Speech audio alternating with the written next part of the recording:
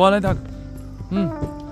এই এটা মুসম্বি লেবু, মানে আমাদের বাংলায় মুসম্বি আর হিন্দিতে संतरा कहते हैं। संतरा কত হয়ে আছে দেখুন। কত হয়ে আছে।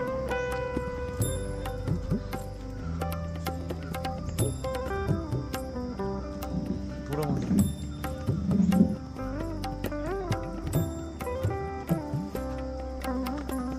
হাত পাবি কোন উপরে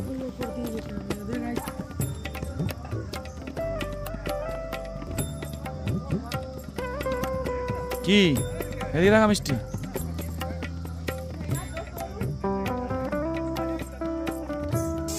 আরো এইদিকে পাকা দেখে পার না বড় দেখে পাকা দেখে। দাঁড়া ওর ভিডিওটা হাত দে লেবুটায় হাত দে না।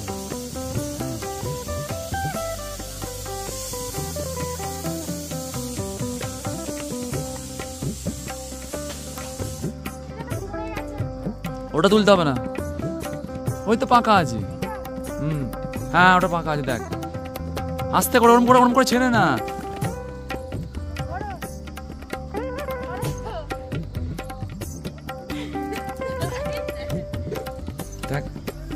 দেখাবি তো।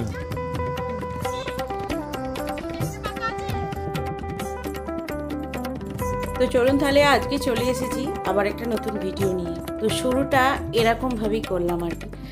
ওখানের মানে পাহাড়ের প্রত্যেকটা জায়গাতেই খালি এই যে সন্তরা বা আমরা যেটা মৌসম্বি লেবু বলি বা অনেকে মালটাও বলে বোধহয় ওটাকে, আমার ঠিক জানা নেই। তো আমাদের যেটা বলি আমরা মৌসম্বি লেবু, তো গাছ হয়ে আছে, এত সুন্দর লাগছে দেখে মনে হচ্ছে ওগুলো পেকে গেছে, কিন্তু ওই যে রঙটা অত সুন্দর হয়ে গেছে ওগুলো কিন্তু একটুও পাকেনি, একদমই কাঁচা। তো এই বদ্রীনারায়ণ যাওয়ার আগে রাস্তাটা এত সুন্দর, ভিউটা এত সুন্দর, আর কিন্তু ততটাই ভয়ানক। মানে এখানটা তো তবু তো দেখে মনে হচ্ছে, দেখে বুঝতে পারছেন না যে কতটা ভয়ানক। পরপর যত এগোতে থাকছি তত রাস্তা আরও ভয়ানক হতে থাকছে, আর মনের মধ্যে যেন ভয় কোথাও যেন বাড়তেই চলেছে। তার সাথে আকাশের রংটা কি একবারও খেয়াল করেছেন আমার ভিডিওর মধ্যে?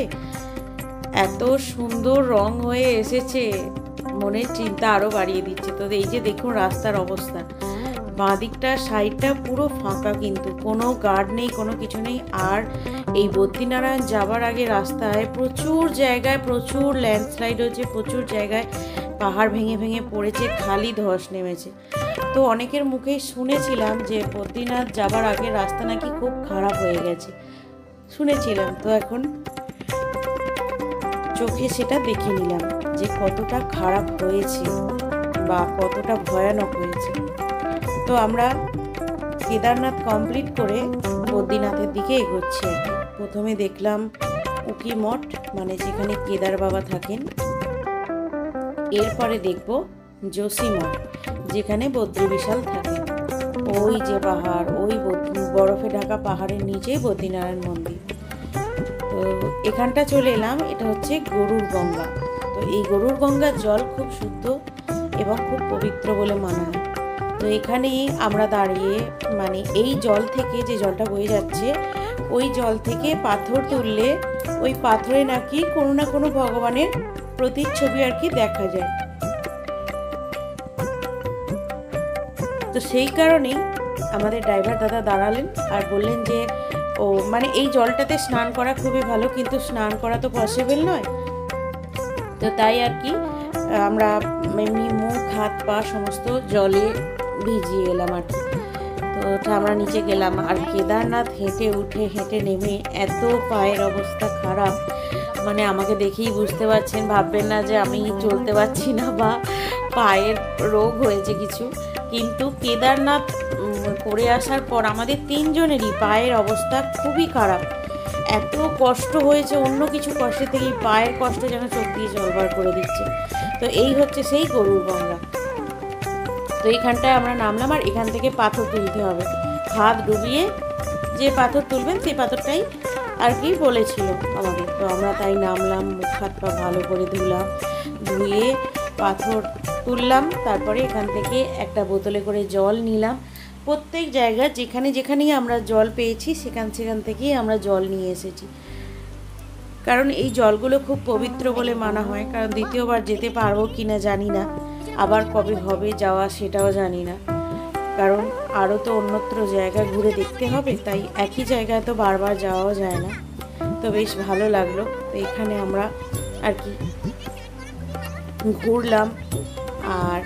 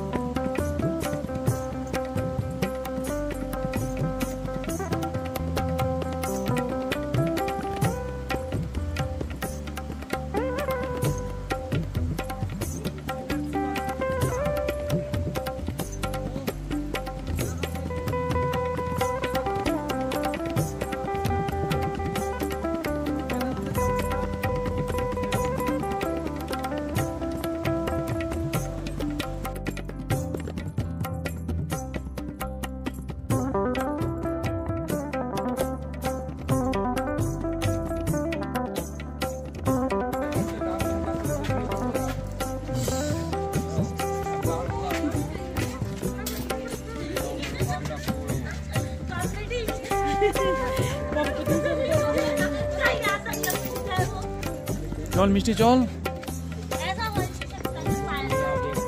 ও এটা কি, ওটা অনেক বড় মন্দির এটা।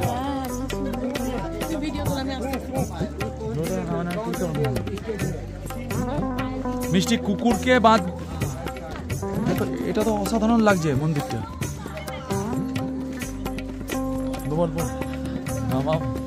এটা হচ্ছে হ্যাঁ যোশী মঠ। এটা হচ্ছে নরসিংহ মন্দির, মানে যে নরসিংহ দেবতা তার মন্দির।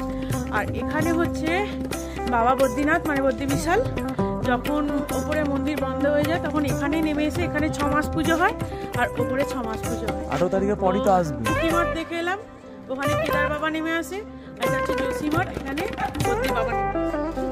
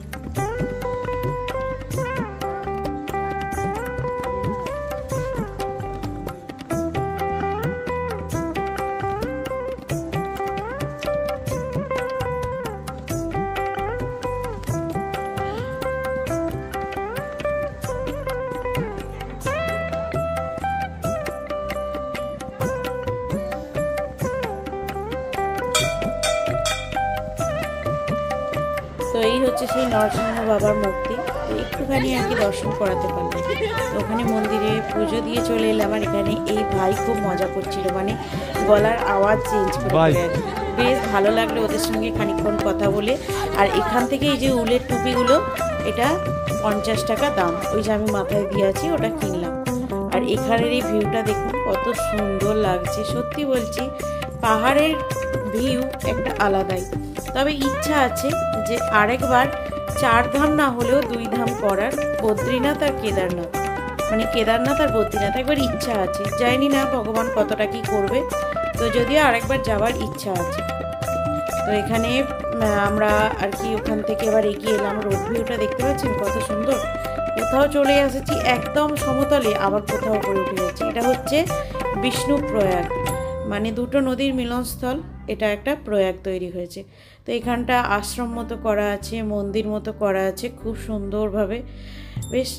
আর আমার হাঁটতে এতটাই কষ্ট হচ্ছিল, মানে মনে হচ্ছিল না যে আর গাড়ি থেকে নামি, এত কষ্ট। কিন্তু জায়গাগুলোকে যদি একবার মিস করে যাই, মানে এই সময়টা যদি মিস করে চলে যাই, তাহলে আর হয়তো আমি পরে এসে আর ফিরে পাবো না। তাই যতটাই কষ্ট হোক একটু কষ্ট করে দেখে নিই, পরে আর কি হবে জানি না, কবে আর আসতে পারবো কি না। তাই কষ্ট করে হলেও দেখেছি, অনেকটা কষ্ট হচ্ছিল কিন্তু তাতেও দেখেছি। তো এই হচ্ছে নিচে এই যে বিষ্ণুপ্রয়াগ, দুটো নদীর মিলনস্থল।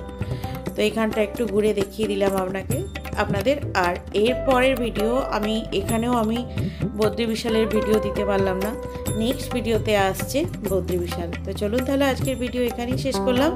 কেমন লাগলো এই যোশীমঠ বা যোশীমঠের ভিডিও বা যোশীমঠের মন্দিরটা জানাবেন অবশ্যই কমেন্ট করে। ভালো লাগলে লাইক করবেন, সবার সাথে শেয়ার করবেন, চ্যানেলটিতে নতুন হলে সাবস্ক্রাইব করে দেবেন। ভালো থাকবেন, সুস্থ থাকবেন, টাটা।